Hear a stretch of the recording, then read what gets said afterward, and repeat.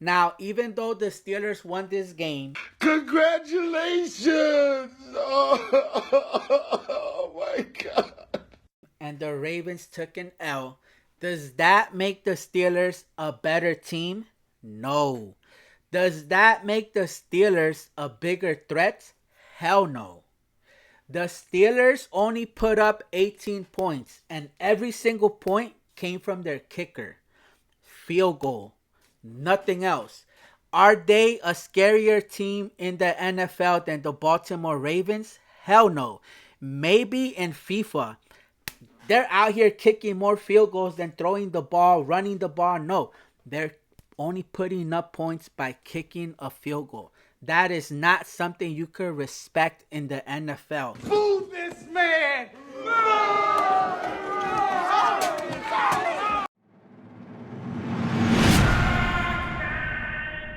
What is going on, Ravens flock? My name is Drastic, and I want to welcome you guys back to another video on our YouTube channel, Flocking Ravens. And on today's video, we're going to be talking about today's loss against the Pittsburgh Steelers. Now, before we get into this video, I just want to give a big shout out to the Steelers kicker. I think his name is Boswell. I'm not sure. But yo, shout outs to you, my man, because let's be real about this topic. This was literally a one-man team, all right? One-man team. Those 18 points were because of one player and one player only, and that's the Steelers kicker.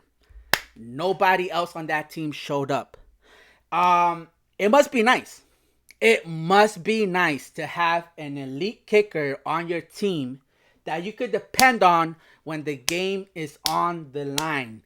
It must be nice to have an elite kicker to get the momentum going in the first half. Not kill momentum, but get it going. And look, I'm saying all of this because I am tired of our fans always beating around the bush. I'm tired of it. If somebody is fucking up, call it for what it is, all right? If it's Jordan Stout not being able to hold on to the ball correctly, call him out on it and then fix it, all right?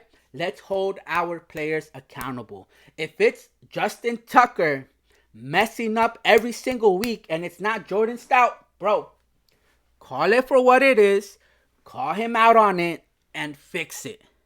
But I'm not going to give players no more passes because we keep seeing the same thing over and over and over and over. And I'm tired of it, bro.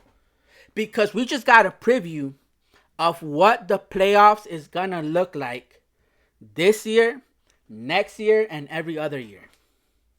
We always have the same issue. We always beat ourselves. All it took for the Steelers to have full control of this game was a great kicker, Patrick Queen, an ex-Ravens player, and an undisciplined team all around. That's all it took to get us out of this game, bro. Now, even though the Steelers won this game, Congratulations! Oh my God. and the Ravens took an L, does that make the Steelers a better team? No. Does that make the Steelers a bigger threat? Hell no. The Steelers only put up 18 points, and every single point came from their kicker. Field goal. Nothing else. Are they a scarier team in the NFL than the Baltimore Ravens? Hell no. Maybe in FIFA. They're out here kicking more field goals than throwing the ball, running the ball. No, they're only putting up points by kicking a field goal. That is not something you could respect in the NFL. Boo this man! That is not a winning recipe for the playoffs in the NFL. Anybody that knows even a tiny bit of football knows that could be a little luck in the regular season.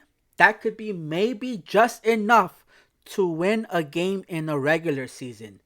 But comes the playoffs, that is not enough. Everybody knows it. That's not enough. And that's all they were able to do against the worst passing defense. Bro, they were out here talking about putting up stats, right? Our defense was so bad that we were giving up an average of 300 plus yards per game. I don't even think they threw for 300, 250 even. I don't think Russ threw for 250. So their offense is not impressive. Like I said, until they play a good team like the Ravens and really beat down the Ravens, not barely win. Like, y'all gotta really beat down the Ravens to get some respect and say, yo, the Steelers are a serious threat in the NFL. Y'all couldn't do that. Russell is not built for the AFC North. He cannot survive in a shootout in the AFC North. Y'all gonna see it. Here comes the Browns Thursday night. I'm telling you, he's not going to survive that. He's not going to. He's not built for the AFC North. Look at what his own teammates talk about him. They call him all these weird names, bro. Yo, Flock, let them have this one. Let every single one of those Steelers fans think that they are the best in the AFC North. Let them think that the Steelers are the best team in the AFC Conference. Let them think that they're the scariest team in the entire NFL. Let them, because we've seen this before. They're acting like we haven't seen an 11-0 Steelers team get smacked when they come across a good and prepared team. Bro, let them think that kicking 5 field goals is enough in the playoffs. Let them think that. Maybe they make the playoffs. Fine. Maybe they win the division. Good. We're still going to make the playoffs. I promise y'all we're going to make it. And I can't wait. Because we're probably going to have to face the Steelers. And I cannot wait for it, bro. Because I'm telling you guys, the Steelers are 1,000% frauds. Russell Wilson, he's not one of us. He is not built for the AFC North. I'm telling y'all, he's not. He's soft. He can't win this shootouts, bro. Not a single touchdown was thrown by Russell Wilson. And Russ we trust, right? That's what all these Steelers fans were trying to start, right? Yo, he didn't do anything for y'all. It was your kicker and Patrick Queen. That's what it took for y'all to win. But anyways, Ravens flock. We just got yet another preview of what these playoffs matchups might look like under John Harbaugh, Todd Monken, and Zach Orr. And let me tell you, it does not look good. It does not look promising. It doesn't. Where do we start? Yo, we are so undisciplined. It's crazy how bad we are. How bad this team looks. And everybody wants to say, oh, well, John Harbaugh isn't the one getting the false start. John Harbaugh isn't the one lining up incorrectly. You guys are wrong. You guys are 1,000% wrong. Because these aren't new penalties. We're seeing the same penalties every single game. And it's the coaching staff. It's their job to make sure we fix these issues. And they're not doing it. Like I said earlier in the video, we need to hold everyone accountable. And that includes this coaching tree. Every single coaching personnel on this team needs to be held accountable. I don't care how much of a fan of John Harbaugh you are. He is not doing his job. And if you want to say that I'm tripping, let's talk about the 1,000 unsportsmanlike conduct penalties that this team pulled in one single game. That's crazy. We are not disciplined, and this starts with the coaching staff. It starts and pretty much ends with the coaching staff because it's their job to coach this team to be disciplined. All right? That's something you can coach. That's something you could change. I understand you can't teach a wide receiver to run a perfect route every single game. I understand. You can't teach a quarterback to make the best and most accurate pass every single play, every single down, every single game. I get it. But you can't tell me you can't teach your entire team to be disciplined. You can't even teach little kids. Put them in karate and you're going to see how their sensei is going to teach them to be disciplined. So I don't want to hear, no, this isn't on John Harbaugh. This is 1000% on John Harbaugh. And since we're still on the John Harbaugh topic, I just want to throw this out there. I am tired of seeing Justice Hill get more preference than Derrick Henry. And this isn't to throw any shade at Justice Hill. So if Justice Hill, you're watching, or a loved one, or your family member, or friends, whatever, this is not to throw any shade at you. You are a great player. But let's be 1000% real about this topic. If the game is on the line, and we're going for 2 points, there is no reason why we should see Justice Hill on that field over Derrick Henry. Derrick Henry should not be sidelined. I'd rather even see Keaton Mitchell, bro. But why is Justice Hill on that field? And it always comes down to this, bro. When Derrick Henry is getting that momentum, he's building up momentum, bro. It never fails. John Harbaugh always takes him out and puts in Justice Hill. Like, bro, what is your obsession with Justice Hill? Stop it. Keep Derrick Henry in there, especially when it counts and when it matters, bro. These are the decisions that you make that just makes you question, like, bro, how are you still with a job? Like, this is crazy. It's crazy. Bro, if you're planning to run a QB run, how do you not have Derrick Henry? You're telling me Justice Hill is a better blocker than Derrick Henry? You see what Derrick Henry could do with his arms, those stiff arms? You're telling me Justice Hill is a better blocker than Derrick Henry? There's no way, bro.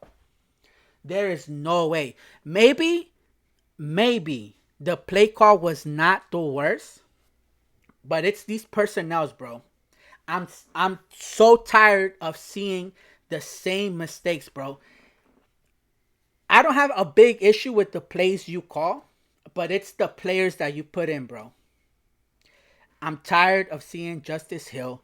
I'm tired of seeing Deontay Johnson, Nelson Aguilar getting more snaps than Tylan Wallace. Bro, how much more does this guy need to do to get more snaps, bro? Every single snap that goes to Nelson Aguilar, Deontay Johnson needs to be taken away and given to Tylan Wallace, bro.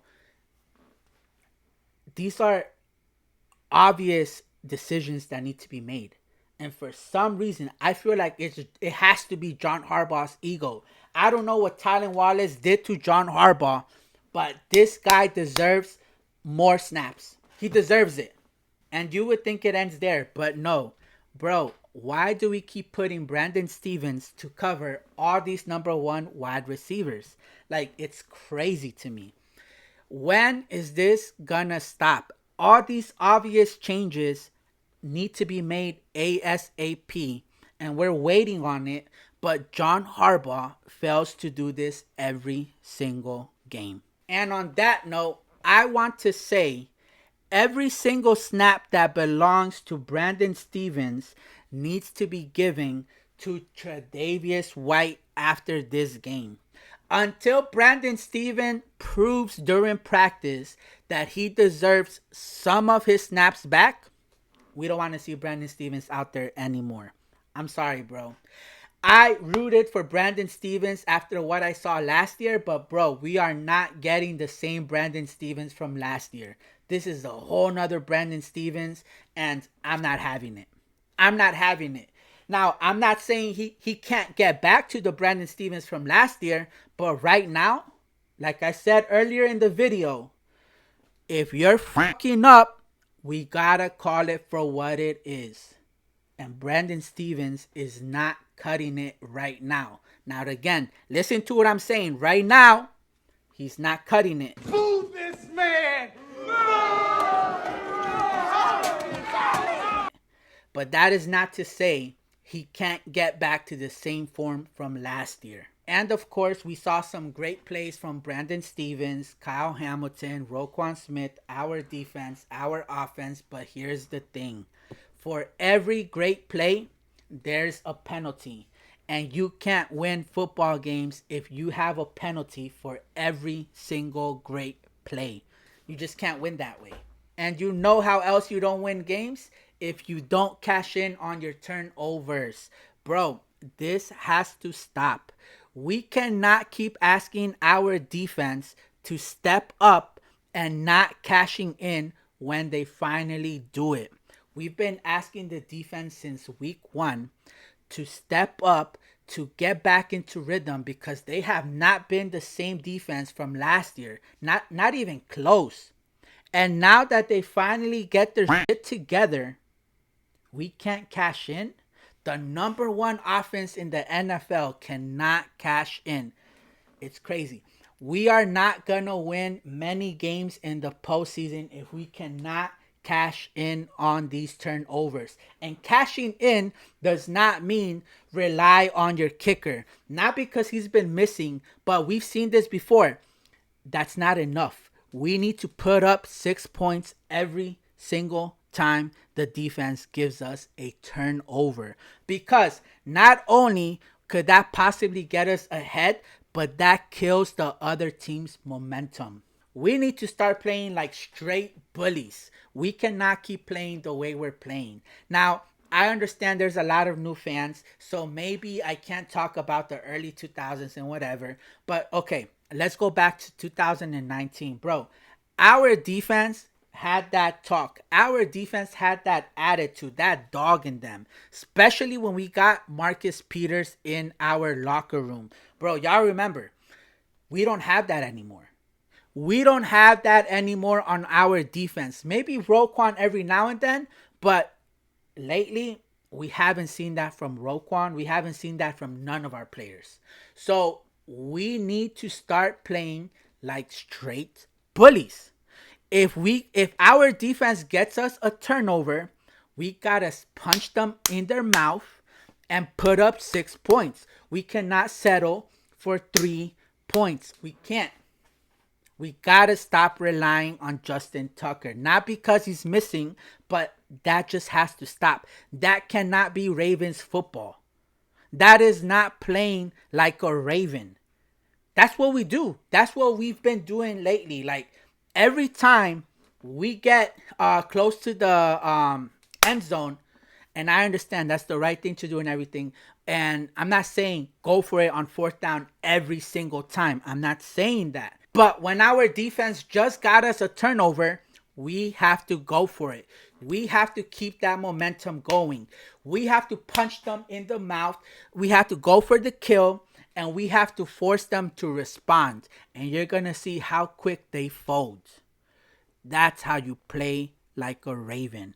We cannot be playing so soft the way we are, bro. This John Harbaugh style of play is turning us weak. Our defense finally showed up today, but our offense decided to wet the bed. Lamar Jackson definitely came late to the party today. He was nowhere to be found in the first half. There were many plays where he could have took off, but he decided to stay in the pocket and got nothing out of it.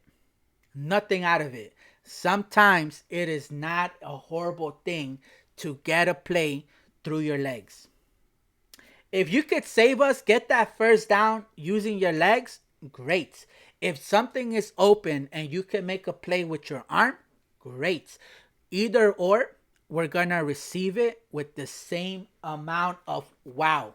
The same amount of wow factor you're going to get whether you're passing the ball or you're running. Doesn't matter. But the important thing is, get us to the end zone. Put up these points and get us the win. Here's the thing about these games. I feel like our players are letting these games get in their head. I don't know if it's the media. I don't know if it's their friends and family. I don't know what it is. But when it comes to winning these meaningful games, it's always the same issues. I feel like there is too much stress on them to the point where they forget to do the simple stuff, the simple things, right? Like catching the ball. Are we not seeing how Zay Flowers was wide open and he's made this catch 1,000 times? It's a simple catch, but he manages to, I don't know, lose the ball and doesn't make the catch, doesn't make the play. I think it comes down to our players just simply let these games get in their head, and that's how we end up beating ourselves. We need to slow down a bit. We need to calm down. We can't have anyone freak out there, okay? We've got to keep our composure. We've come too far. There's too much to lose. We've got to just keep our composure. Look at these games like any other game, because when there's a lot of tension and pressure on our teams, like this game is going to determine who wins the North, or this game determines if the Chiefs are the Ravens kryptonite, like those type of games seems to get in our players' head and also in the coaching staff, because I don't know why we decided not to run as much in the first half. Now, I understand maybe the Steelers were getting the stops that they needed through our runs, but that's not an excuse to completely throw away the run game. That's not a valid excuse. Like, I'm getting so tired of us losing our identity in the first quarter. Like, it doesn't even take long. It's just, we don't even finish the first quarter and we're already a whole nother team. Like, we should not be. It's crazy. I'm sorry, guys, but it's just sad and annoying the way that we are losing these games. They're simple games. This game should not have been that hard to win. Guys, they literally scored 18 points through field goals. How do we lose this game? But anyways, let's move on to some good news. Now, I know what you're thinking. How could there possibly be any good news from this game? But trust me, there was, all right? Let's start off, like I said earlier in the video. Our defense finally showed up. Our defense is finding their rhythm. Now, we're not in the same exact form that we were from last year, but we're making our way back to that form, right? Little by little, it's going to take more time. Now, like I said 2-3 videos ago, we should have found ourselves. We should have got into rhythm on defense by week 6. By week 6, you want to get close to fixing all your issues. If not all, majority of it, right? And we're already in week 11. But better late than never. That's how the saying goes, right? Better late than never. So shout outs to our defense for finally showing up. Shout outs to Owe. Bro, Owe had a game. Owe had a game today. Yo, this boy had 3 sacks. And they were very impressive, bro. The way, I'm telling y'all, bro. Russell Wilson is not built for the AFC North, bro. He's not. He's not. I'm telling y'all, he's not. But anyway, shout outs to Owe for getting those 3 sacks. 2 or 3 sacks. I think one of them was taken away. But it doesn't matter, bro. Shout outs to Owe. Tre'Davious White. I like what I see. Bro, it's like what everybody said about Jadeveon Clowney, right? Even Derrick Henry. Old, wash, this, that, and the third, right? But look what they did. But I think he could at least get to a respectable form.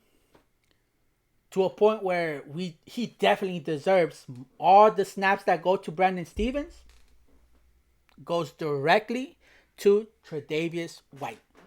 Now, this next point might piss off some people, because just as much as I like to give people shit when they're messing up, I also like to give people their flowers when they do what they're supposed to.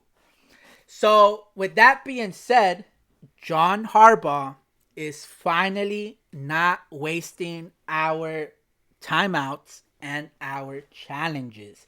Do you guys remember? Like, it was every single game. This guy would waste our timeouts and our challenges. And it's just like, bro, when is this going to stop? When?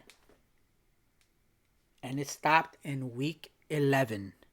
Week 11, from what I saw, and I think I saw the entire game. I don't think I missed a single snap. Not sure. I don't think so. But John Harbaugh did not waste any of our timeouts. So you gotta give him his props on that. Like, that's something that, like I said, when I mentioned it like 5 videos ago, I said this is something he needs to change, and he changed. He worked on it, and there you go. But anyways, guys, the Baltimore Ravens took an L in week 11 by FIFA's very own Pittsburgh Steelers. Let me know down in the comments what you guys thought about the game, what the Ravens need to do going forward to win more games and stop these L's from coming. And let me know what was your biggest take from this game. Let me know what you guys think about Justin Tucker missing 2 field goals in the first half. Does he continue to get passes, or is there a discussion needed to be had with Justin Tucker? Let me know down in the comments what you guys thought about this game. And at the end of your comment, make sure you leave a hashtag FlockGang. And with that, I'm going to see y'all in the next video.